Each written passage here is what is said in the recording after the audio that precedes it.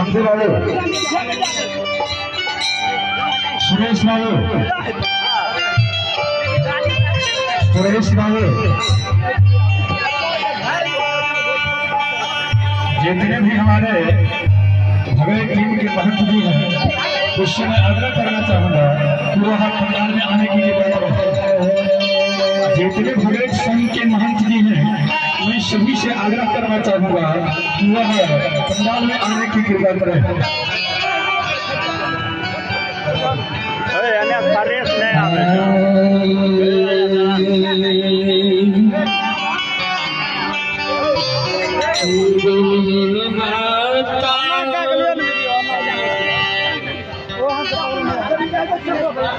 भगवती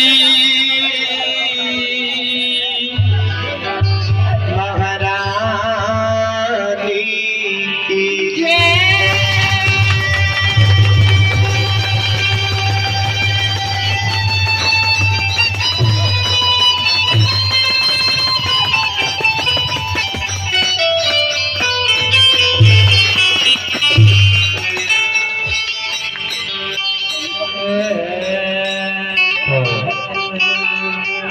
आज ये सभी हमारे वरिष्ठ अतिथि मिलकर जो रुदल जी के गले में माला पहनाया गया, पुत्र राघव जी एवं तेजस्वी कुमार की शुभ उपलक्ष्य और उनकी आयु को लंबे हेतु प्रभु से कामना है।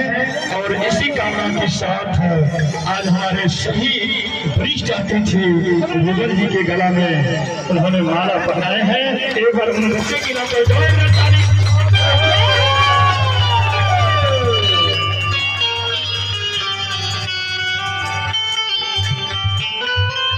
हेलो, तो हम जो रुदल जी के परम पूज्य गुरुदेव सूर्यनारायण बाबू से मैं आग्रह करना चाहूंगा कि आप पंडाल में आने की कृपा करें। रुदल जी के परम पूज्य गुरुदेव सूर्यनारायण बाबू से मैं आग्रह करना चाहूंगा कि आप पंडाल में आने की कृपा करें।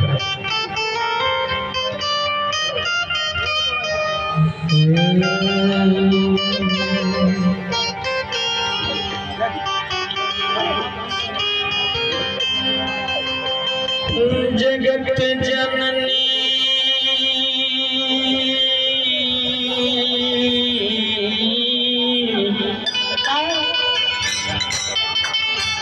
जगदम्बे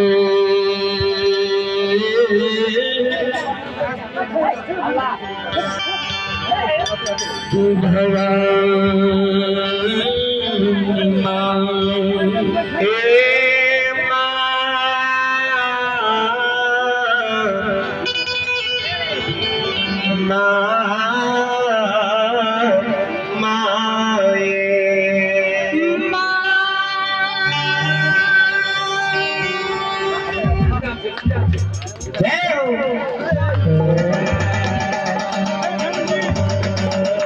एक बार जोरदार